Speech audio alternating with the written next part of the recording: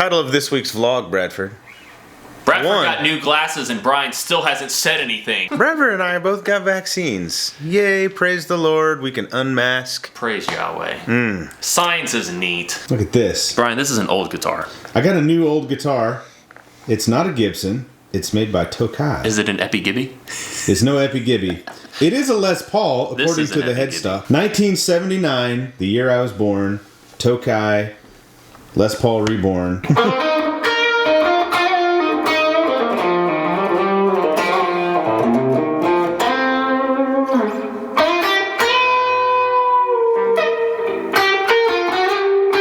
I'm playing jazz notes, Brian.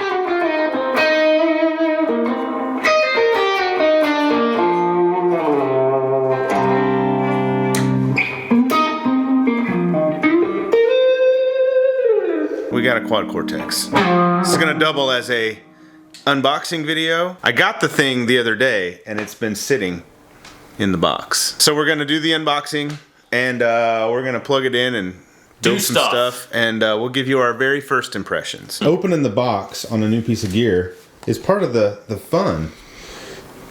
And I'm letting you have it. I'm gonna live it vicariously through you via videotape. Alright, we've opened the cardboard box. Oh, they went with the pink.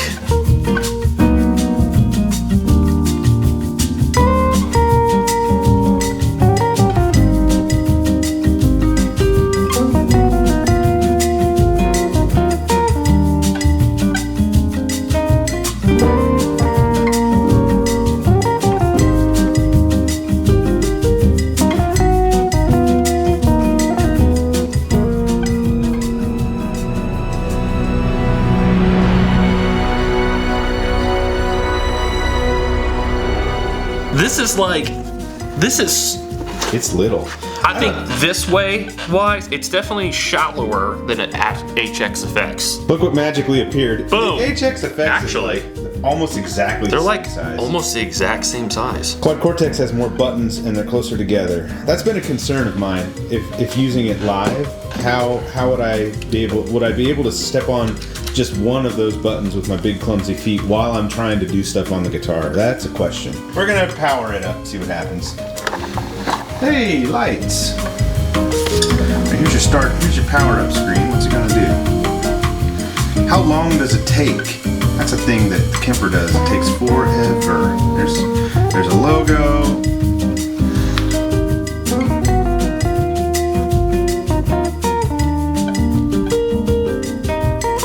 I'm not timing this, but it feels like it's taking a bit of time.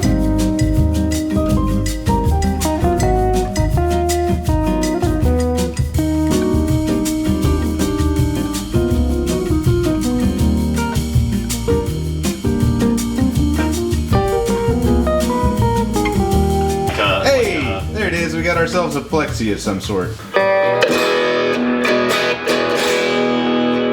That sounds so good. That's the Axe 3. Okay, now we're running into Quad Cortex. Volume. A little more output. Turn it up.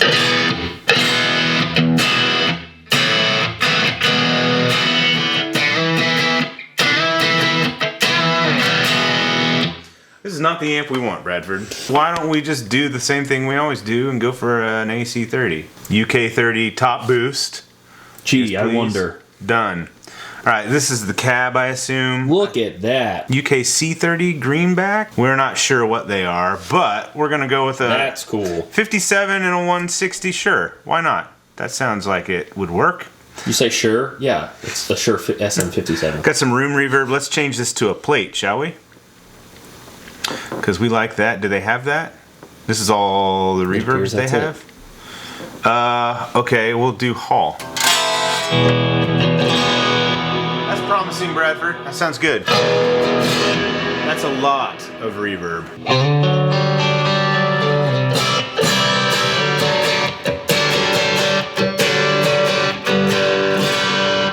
That's pretty good tone. That's not bad. No, that's pretty good. And we haven't even touched it. This is the AC30 top boost. These are the controls that we have on our AC30 top boost.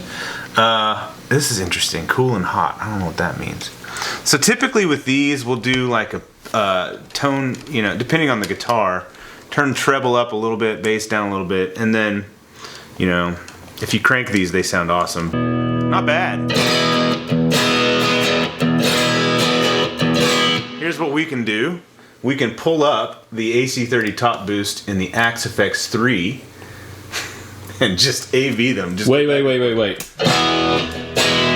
For all you asking for a comparison, here it is. here it is. I don't like them. It doesn't, to me, it doesn't do me any good, personally. And so all I see when somebody asks is a lot of work to not please like just about anybody. One person will be happy, but here we are. Bradford hates comparisons. He's the thief of joy. I personally do them all the time because I have this. I hope you were I have ironically this saying that. FX gizmo right here, and I can swap between, like, I'm sending. Plug for RJM I'm in the sending- graveyard of modelers on the floor. Yes, I'm sending this signal, my guitar, goes into here, and then it goes out to any of 5 different things. So I can go Axe FX, Helix, Kemper. Currently, this is Quad Cortex, but it has been FM3, and this is usually an amp, like one of these. Okay, so right now this is Quad Cortex. It's coming in right about the level that I'm actually going to turn it up because I think Axe is going to be a little louder. So, Quad Cortex, Axe FX3. They're EQ'd different. That's probably a cab thing. That's the.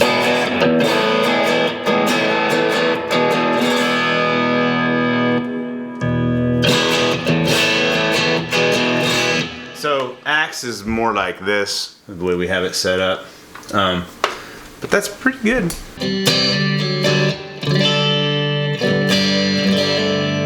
It's a little bright for me. I can see that too. Can you add some mids? I feel like it's lacking. No, you can't. You could do it via EQ. Let's pan our cabs around. I'm also not a huge fan of a 57, but we're gonna go with a 421. Yeah, that's a cool mic.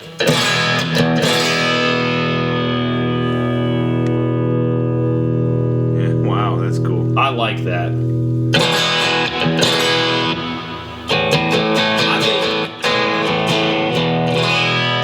I think it's uncontested that they have the best interface out of all the units, Yeah, though. They have learned from everybody else. There's no desktop editor at this point, though, which is kind of a bummer because that's how I like to work. But this is certainly pretty easy. Let's try a ribbon and a ribbon. I actually like that better. So That's nice. that took the brittle, harsh edge off for me. So it's distance away. So it's like, here's the speaker. It's like doing this. I need one of these. I'm gonna actually try the greenback cab and see what that does. That's a good idea. So this, I assume, is maybe Celestian Blues. Oh, mama. That's got more mid-range. Yes, it does. It's also louder. I immediately liked that more. It sounded more like the Axe FX.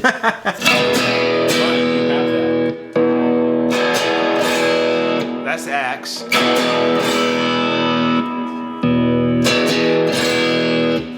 They now sound much closer. Bradford here. Quad Cortex, strong showing. It's 10 minutes in.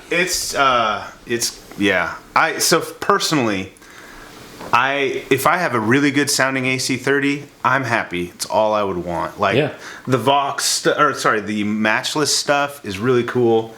And I use this is the preset I use the most with Axe FX. It's not the Cheiftain, the DC30, Matchless DC30.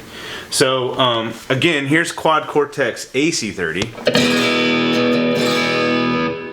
Here's Axe FX DC30. Those actually sound closer. We figured out how to go from row 1 to row 3. We've also learned that these 2 rows use 2 of the chips in here. These 2 rows use the other 2 chips. So, like the Helix. Yeah, it's just like a Helix using the 2 lanes. So to maximize your DSP, you want to put stuff up here and then stuff down here. So we've got our amp and cab, and we'll put some drives up here. We're gonna do wet effects down here. So we got this hall reverb, which we've set. I actually think that sounds really good. I'm gonna move this over because I'm gonna give us a room for a big old modulated reverb.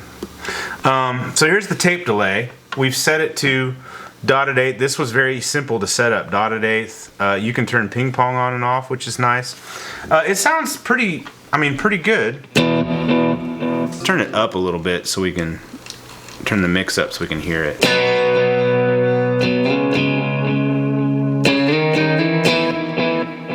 Don't let those days go by. I want some more. Let's turn this up and this up. I want it to be like darker, dirtier. Do we have a? So there's a drive, and there is a low, and there is a low and a high pass. Okay, so low pass and high. I want low pass to come down.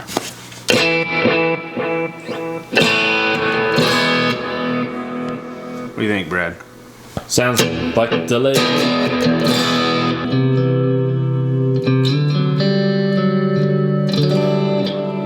Okay, so we're in preset. There's scene. There's stomp. So this guy is currently assigned to F.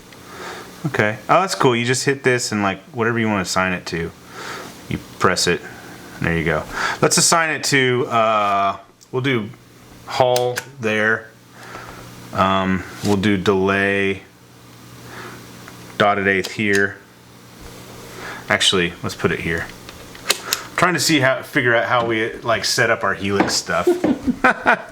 All right, so we'll do like a quarter delay here eventually, and let's put a big reverb right here. I don't know what's currently assigned to that, but we're gonna go reverb.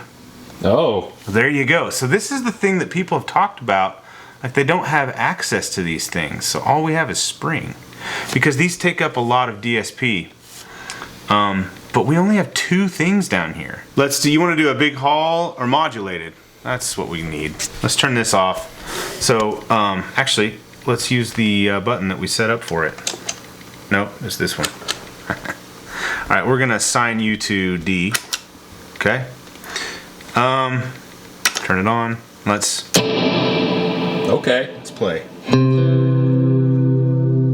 Turn the decay up a little bit. You need like a 6 second delay or reverb. Not bad. Mod depth. So this is going to give you a lot of movement.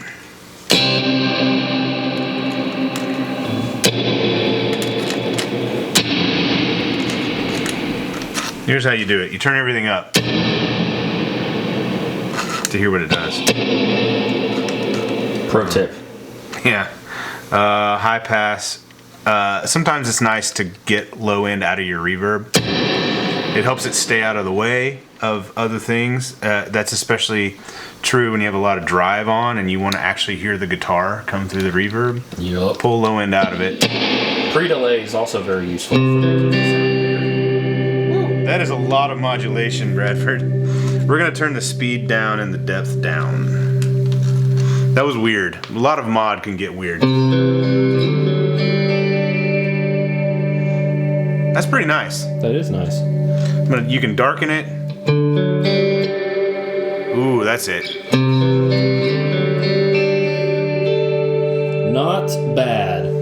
Mix and trails. Okay. I like that.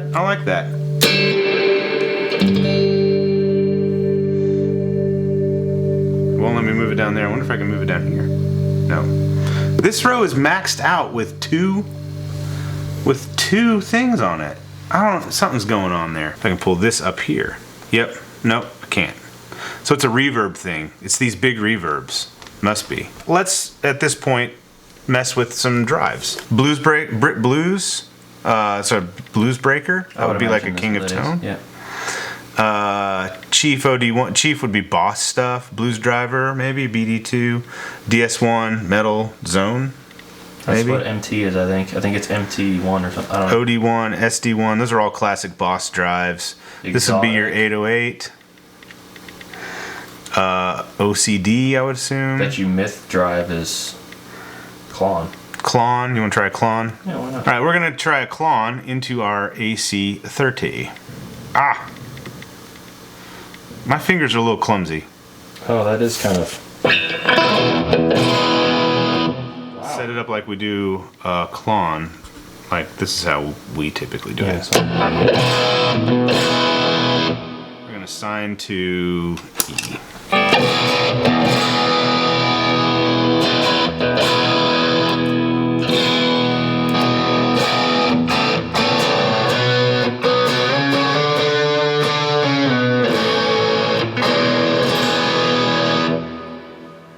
Okay. Yeah. What do you think, Bradford? I'm not in love with it. I'm not either. Fizzy isn't the word I would use, but maybe brittle sounding. Yeah. But again, we've spent like 0 time. One note about overdrives in general, whether you're using a modeler or a real thing, if you crank up more gain on the pedal, you get more character of the pedal. If you crank up more volume, it pushes the amp more and will give you more character of your amp. So typically what we do, depending on the pedal, is we use the volume to get it to boost up just a little bit. We don't want to go too much over unity because those big jumps are kind of crazy. It'll push the amp and then we add gain to taste. And that's how you kind of get more of a... Because for a tube screamer, if you're going to crank the gain up, you're going to get a lot of that honky tube screameriness. So that's just something that I don't think a lot of people know, and so that's how I approach drives. I'm setting up an EQ. Brian's setting up an EQ because that's how we get the good sounds. We are running this via XLR into a Universal Audio Apollo. We're listening to it through these Dyne Audio studio monitors, and you're listening to it. It's coming out of the monitors, being picked up by a little microphone on top of the camera. This is not direct. This is not like high quality audio, but it should give you a little idea.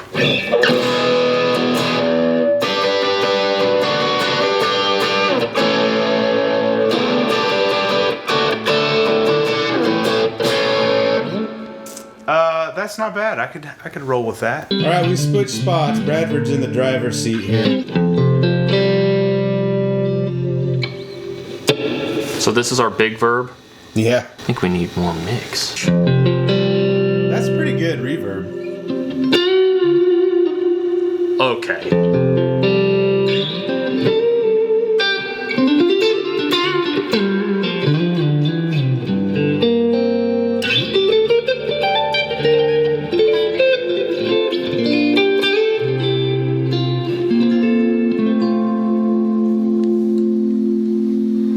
Ba-dum-ba-dum-ba-bum.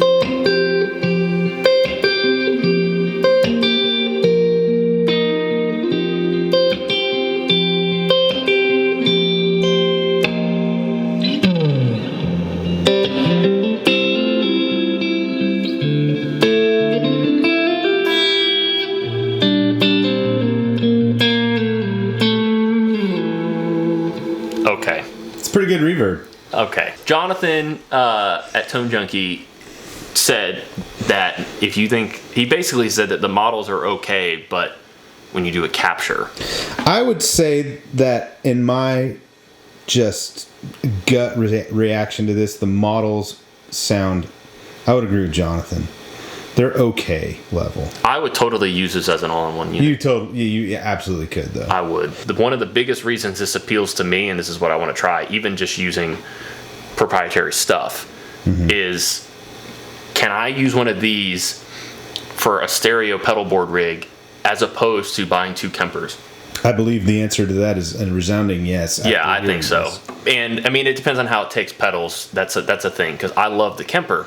But the only reason I don't own 2 Kempers is because it's $1,800. So we pulled up one of Neural's captures of an amp of a Matchless Cheiftain, which we have here in the studio, a real one. So I'm gonna put it on Bradford. He's playing. What do you think?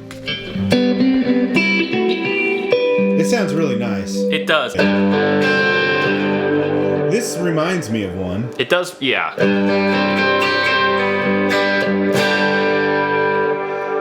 It's got a thing. I'm very excited to capture all of that and these. And also the Bogner. the amp that I'm about to order. Bradford's got all kinds of secret things coming. That sounds great.